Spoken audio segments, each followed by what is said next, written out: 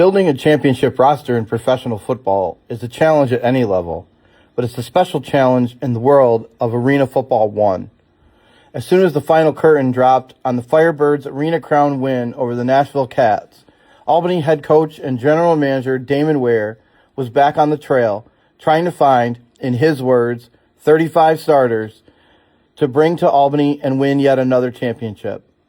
Along with assistant coaches like defensive coordinator Brandon Cisse, defensive backs coach Arthur Hobbs, and fullbacks coach Jordan Gooch, along with offensive line coach Tony Bowick and Coach Ray, Ware, who led the Firebirds to an undefeated season in 2025, had to figure out who could come here to win another one in 2026. I don't think anybody really goes as in depth with these guys as I probably do, and I think that's what helps us out is I continuously find young and good talent that can come in and make a huge impact for us. Absolutely love that process. It's just it really is the funnest part and it's also getting to know these kids. So I have a long questionnaire I ask every one of the young men, and in that process you get to learn a lot, just about their families, about their whys, about things that are going on in their life, and so in that process it's a super fun process. And then I get to decide, do I want to work with a person that has these set of circumstances in their life? Coach Ware is one of the best recruiters in the nation. So for me as a DB coach, I literally just get to sit back and look through a list of guys that he's already vetted. He knows their coach already. He knows their abilities. And then I just get to nitpick and see what I like about them and what I don't. The good thing for me is it's arena football, right? So we start 3 DBs, and we won the championship last year. So it was important for me to return as many of those guys from the secondary as possible, and I was able to return some, so it was an easy process for me.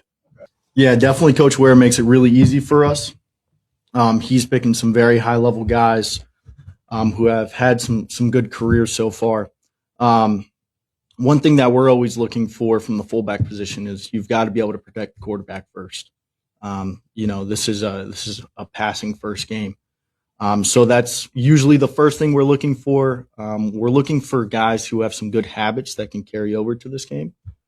So, for instance, pass protection. That's one habit that we don't have to spend, a large amount of time on coming into camp. And then being versatile. If you look at the fullback position, look at all the things that they have to do. They have to protect the quarterback, which is already difficult enough when you're trying to block guys who weigh more than you. Are bigger than you, play defensive end, that's already hard enough. Then you have to be able to run the ball, of course, and you've got to be athletic enough for that. Then you've got to be able to work the screen game, and then you've also got to be able to run routes and catch the ball. It's a team effort to evaluate players during camp, trying to get down to a final 25-man roster. There's always the nitpicking guys and getting an idea from all the coaches as to what they think.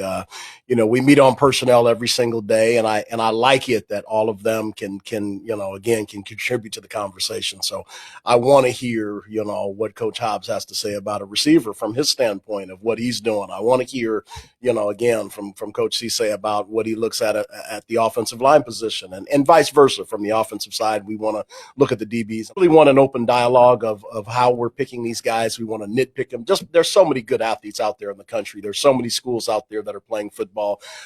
We got to nitpick because we only get 25 chances to make a championship roster. It's always that last little push, the last couple weeks before camp that you always have to worry about. There's always going to be a couple kids that all of a sudden can't make it or something comes up. And so you really got to be ready to kind of circle the wagons a little bit as far as that's concerned.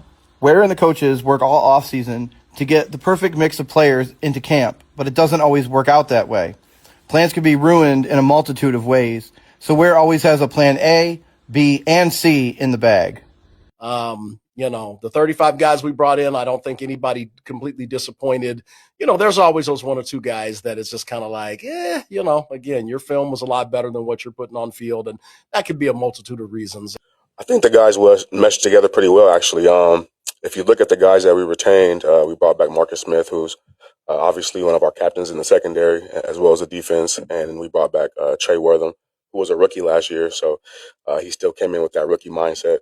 Everyone else that we brought in this year, they were young guys. So usually when you got young guys coming to camp, it's exciting. They do whatever you ask them to do. They're ready to run through a brick wall. They don't ask a lot of questions, which is why camp is so entertaining. You just got guys ready to try to make the team and compete. So I would say for our group, it's always easy. I preach HBO in our group, which is help a brother out. And it doesn't matter if you're on the team for a week or 2 weeks.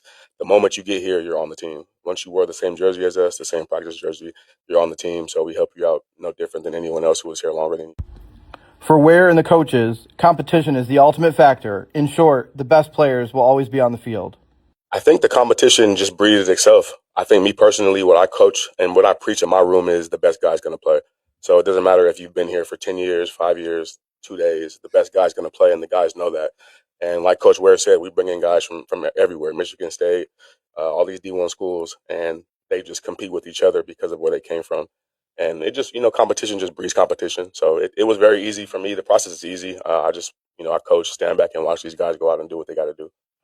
It's actually a fun deal to watch these young guys. So, it's all about 4 seconds of hell, relentless effort, playing fast and violent as permitted, execute to every play with a +2 finish, attack offensive strengths, obviously, when you speak O-line and find out who that guy is. And with this elite group, I mean, these dudes, there's no ceiling. These guys all have aspirations to get into the next level. And so, when you understand that and they understand that, it's a different kind of energy that they bring every day to continue to get better. It's about doing the little things great, being consistent at those things.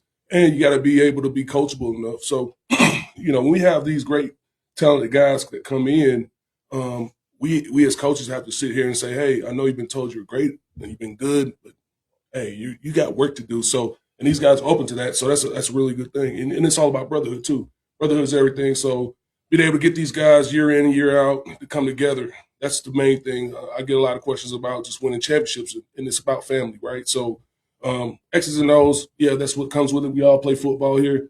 But to get things done collectively, you have to have that understanding, have that brotherhood.